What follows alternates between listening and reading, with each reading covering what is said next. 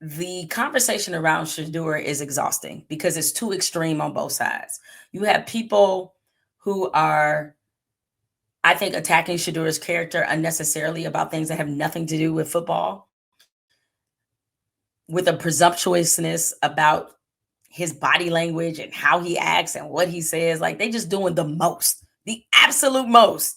And it's annoying. On the other side of that, and I picked this up on Threads because there was somebody on Threads that called some of the Shedeur Sanders fan, this is not every fan, but called some of them Shedeur Sanders truthers. And I was like, oh my God, that is the perfect example. There's nothing wrong with rooting for Shedeur Sanders. And I have been in conversation with a lot of people about why is it this guy, and I'm going to speak from a community standpoint, is like, why is it this particular player that has become the nephew of the Black community? How is this happened? And I'm not suggesting and asking that question to say it shouldn't have happened. I'm just trying to understand it because the levels of extremism in the opinion is mind-boggling to me. I'm like, I kind of don't understand like why this is a thing. Or a thing to this extreme. I understand rooting for him. I understand wanting him to do well. Totally get those. But why is it so extreme? So case in point, if y'all think I'm the one who is, making this up or whatever, this is what I mean by too extreme. And this is what I mean by that definition of Shedeur Sanders truther. Here is Kendrick Perkins, NBA analyst on ESPN, talking about Shedeur Sanders recently. Shedeur Sanders is the most powerful Black man since 2009. You know what happened in 2009? Yeah. That's when President Obama got elected in office. He's the most powerful Black man since 2009. You said you were sitting there watching the game in your house, and what you did? You ran with the TV. Goddamn right, right? I did. What was you doing, DB? I was cheering. I was happy. You was cheering like a motherfucker. When Shedeur Sanders is on the field, and when I say powerful because there's two sides of it, right? Think about it. Okay, you got the Black community. He bringing the whole Black community together. I ain't ran across one Black person that didn't said one bad thing about Shedeur. We want him. And guess what? Not one. Because he has the balance. He has the balance of that. I'm arrogant, but I'm humble too. Mm-hmm. Yeah. Right? He got fun with this shit. And he having fun with this shit. And on top of that, y'all want me to say y'all want me to feel it ain't gonna happen. Yeah, he talking shit. I love that shit, bro. He's the most powerful Black man in sports. No other, matter of fact, fuck Black man. He the most powerful player in sports. Shedeur Sanders is the most powerful Black man in sports and the most powerful Black man since 2009. Guys, what are we doing? Like, y'all got to help me understand this. And see, this is what is difficult about having this conversation. And I think I was on Lebertard today. Is I have to really watch what I say about Shedeur Sanders. And the reason why I do, because I realize that so many of our people love him to an extent, protect him to an extent that it's irrational. And so I can't have a rational conversation with people who are being irrational. And so because of that, because I can't have that conversation, I said, you know what, y'all got it. Because every time I try to, and I'm not even bringing what I think to be harsh critique. I'm just not at the point where I would say that Shedeur Sanders is the most powerful Black man since 2009. And I'm just saying he's not. So when I say that he's not, the truthers come out and say, I'm denigrating a Black man. So I don't even know what to do with that. It's like, if you don't get so irrational about Shedeur Sanders, your whole Blackness is called into question. Your standing in the community is called into question. So I'm trying to really wrap my mind around it. And y'all gonna have to help me in the comments. Why do we feel this way? Why do we feel this strongly to the point where you have an analyst? And Kendrick, I respect Kendrick. I like Kendrick. I like him on air. He does his thing. Why do you have someone in his position saying that Shedeur Sanders is the most powerful black man since 2009? Did LeBron die? And by the way, we confuse popularity for power. Popularity and power and influence are not the same thing. And maybe he meant influence and power. Or excuse me, maybe he meant influence and popularity. Maybe that's what he meant. And so, yeah, I get it.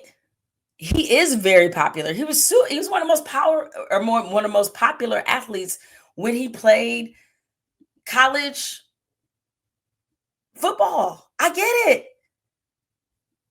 Oh, wait, hold up. Let me take a time out right here. This is from Time 18188.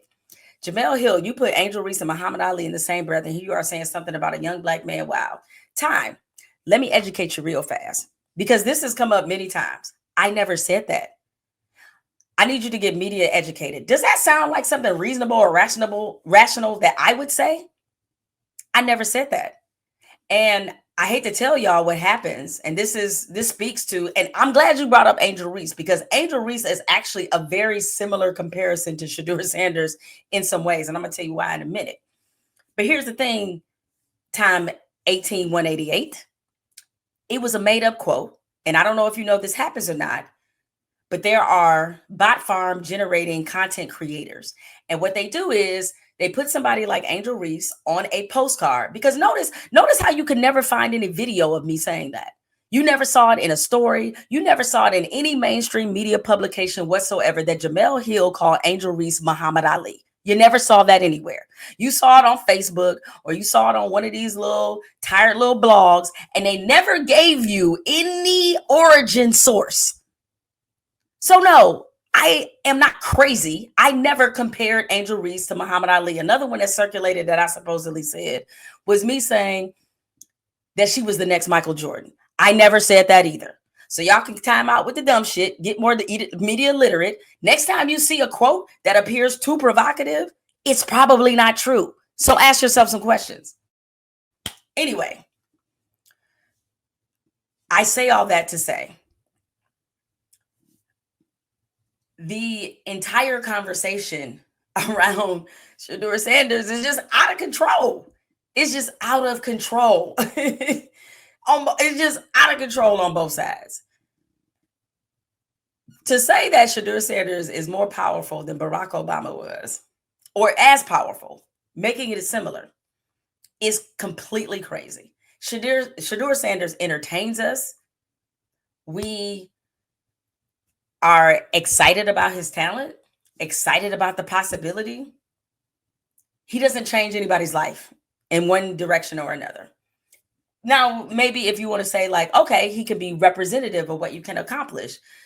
Well, even that would be a stretch, because he is somebody who is gifted at football, which 99% of people are not. He is somebody who came from wealth. He came from a background that most people do not come from. So once again, now if you want to take the simple, nobody believed in me and I made it and I achieved it, it's a lot of athletes that show that. And that is not to dismiss what he does, but I am trying to understand, what is it about Shedeur Sanders that has made our community react the way that they have? React in a way that is irrational in a lot of ways. I just want to know. All right. I mean, King RC 36, you said he does a lot for the people. What does he do for the people? I'm not asking this to say that he doesn't do anything for the people. I want y'all to tell me, what is it about Shedeur Sanders that made him the one that we said, not on our watch? I am just curious from the community response. What is the thing that made us say that? because, and I'm glad you brought this up. Okay, so Pat Mahomes to me has a lot of power in the league. And the reason that Pat Mahomes has a lot of power, because I promise you, if something happened to Pat Mahomes, like, you know how Tom Brady, when he got hurt, suddenly there was a decided change where you couldn't hit the quarterback below the knee anymore. That was the Tom Brady rule. That's power.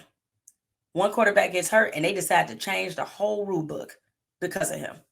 That is power. All right. So, yeah, I get it. And listen, I understand. And I don't want to act like I'm like completely culturally aware. I'm very aware. I understand that in this country, confident Black men get put under a different level of scrutiny, persecution, and criticism as opposed to confident white men. Like, I made this comparison, but the last time I discussed Shedeur Sanders, is that there is a way in which confidence with white athletes is portrayed and discussed and welcome that will never happen with Black athletes. Wouldn't happen. Jackson Dart is a case point example. Do you know that Shedeur got some jewelry, so don't get me wrong, but I don't know. Let's just say Cam Ward, right? Cam Ward, number 1 pick quarterback with the Titans. If Cam Ward wore that big rope or with a Cuban link that Jackson Dart wore, we'd be having a whole nother conversation. A whole nother conversation. And I don't say that because I don't think Jackson Dart, wear all the Cuban links you want. I don't care. Wear them all. Talk all the shit. Do all the TikTok dances. Do it all. But if Jackson Dart was Black and in New York, come on now. It'd be entire stories and think pieces about his behavior.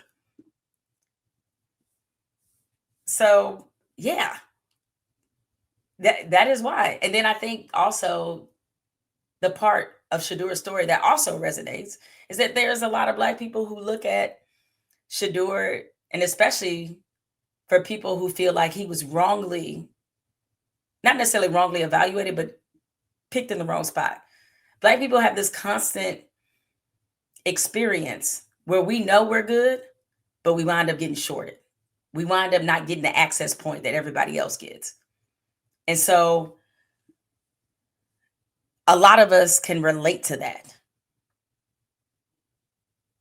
And because we can relate to that, Shedeur Sanders doesn't just feel like another quarterback out there. It feels personal.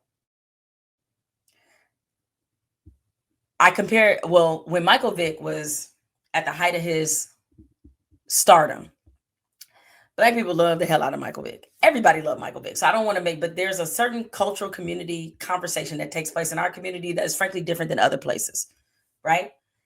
And so Michael Vick was definitely, he was the people's quarterback. But I gotta be honest, even with Michael Vick, and y'all can tell me if I'm wrong,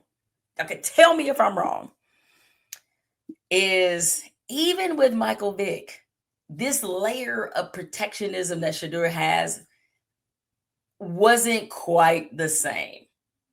And Michael Vick showed us all the things as a quarterback. Physical marvel, unbelievable speed, played the game in a way no one had ever seen before. I think the way that Shedeur Sanders is loved on is still different. It's still different. Brought up another name. Here's Nat Graham, 6250. Cam too. We love Cam Newton. That's true. But even with Cam, as much as people love Cam and do love Cam still, it wasn't this. It was still different. And I'm just trying to get to the bottom of it. So as I'm trying to get to the bottom of it, I made sure to reach out to people whose opinions I trust, to say like, all right, I'm gonna play Ask a Black Man, because maybe there's some things as a Black woman I'm not getting as to why Shedeur has become the one that we said not today. So I asked a good friend of mine about this, and he had a very interesting theory. And you guys can tell me if you think this theory is right, if you think it's on base, off base, whatever. So, and I'm going to read to you exactly. I got my phone here, so I'm going to read the text messages. We had a text exchange, and if the person tells you who that we talked, that's fine, but I don't want to out them. It is somebody you guys know, but I just wanted to understand. So I texted him. I said, I'm trying to think of a good cultural reference to explain the relationship Black people have with Shedeur, or maybe the relationship that is specific to Black men. And he said, JFK Jr. JFK Jr. Interesting. Okay. I never saw that one coming. All right, JFK Jr. And I said, how so? This is what he texted me back. Legendary father who captured the imagination of a generation. This is why he's comparing Shedeur Sanders to JFK Jr. Like JFK is the model for the boomer generation, Dion is kind of that for my generation of Black men, being that Dion is JFK. The son comes along, can't match his father, but can approximate. But we want it for him so badly. He looks like his dad, reminds you of his dad, at times can feel like his dad, but there's only one Pops. But both feel like cultural siblings rather than actual people. You all tell me if that is right or wrong. Shedeur Sanders, JFK Jr. Important to put that Jr. on there. In case because I know you guys are going to laugh. But yes, that was my husband that just walked behind me. But JFK Jr. is an interesting comparison. And I never thought of it that way. And I was like, oh, that could explain why there is this reverence for him, is that it's the spillover from Dion, but also because the son reminds us so much of the father that it's like we just got them both. And it is what it is. So that's not a bad analogy at all. And I see some of you in the comments are rocking with it. None of the boomers were worshiping JFK's dad. Well, they kind of did. But yeah, I can get it. So here, Malika, I think that's your name, Malika 9266. I can only speak for me as a Black woman, as we as Black people are not a monolith, but I know it's certainly triggering for me as a woman working in corporate America, seeing what made me want to assume there was more there, but it got cut off. Sorry. So the comparison that I have from a sports standpoint is Angel Reese. And I'm sure that many of you have noticed that there is a layer of protection around Angel Reese. I do not think it's the same as Shedeur Sanders, because there are plenty of people who do not like Angel Reese, especially a lot of men, I have to be honest, who, tear her down as a basketball player, constantly saying like she wants to be an influencer more so than she wants to be a player, not working on her game, blah, blah, blah, blah, blah. However, with Black women, Angel Reese is our one. We going down swinging on this one. And I think it is because there is that relatability of having a Black athlete a woman who you see trying to sort of step into her unapologeticness and doing that and being denigrated for it and being castigated for it. And especially some of the conversation around Angel Reese and what people have called her. And there's a lot of Black women who can relate to their authenticity being weaponized against them. And so that is why you see a particular response among Black women as opposed to what you might see in other corners. So Angel Reese is the Black woman Shedeur Sanders. So I get it. And see what I'm saying? I don't see Caitlin Clark dressing half nude. Not that anyone wants to see her half nude. Okay. Congratulations to you, Benny from Queens. Want a cookie?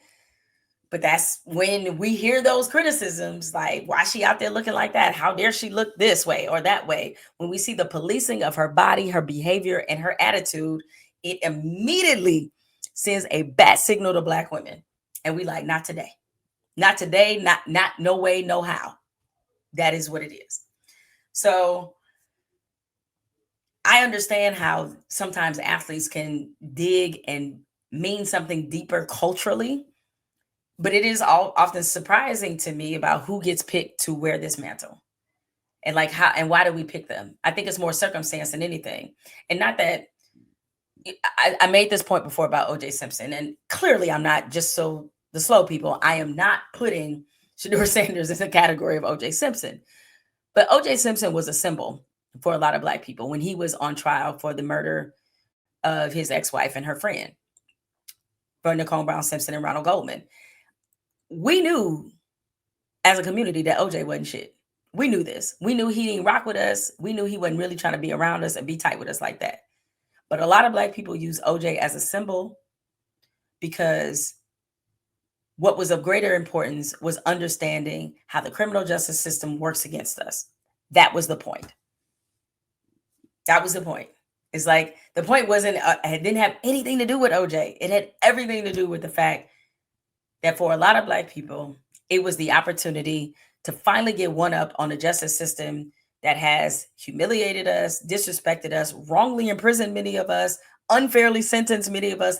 That was the problem. And so, yeah,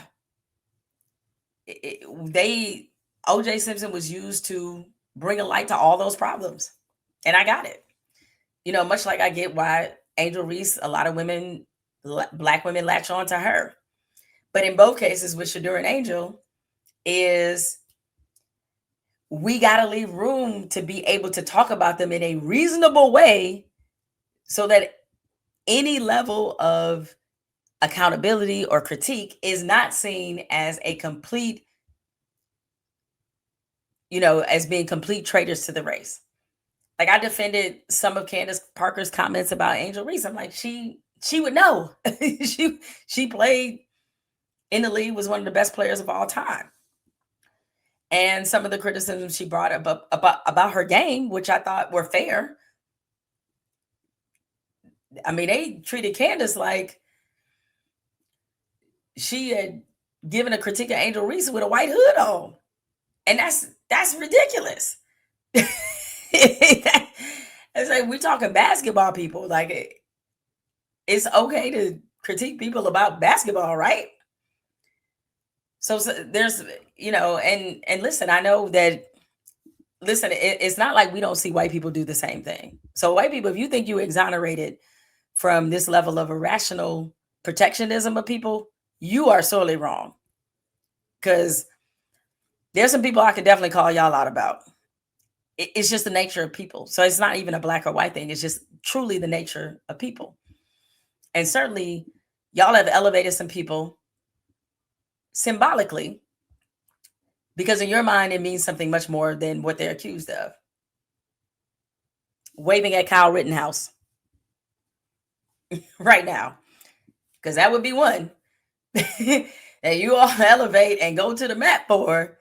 And I'm like, okay. Out of this sense of we got to be Batman around here. A whole bunch of y'all was climbing that wall on January 6th a couple years ago.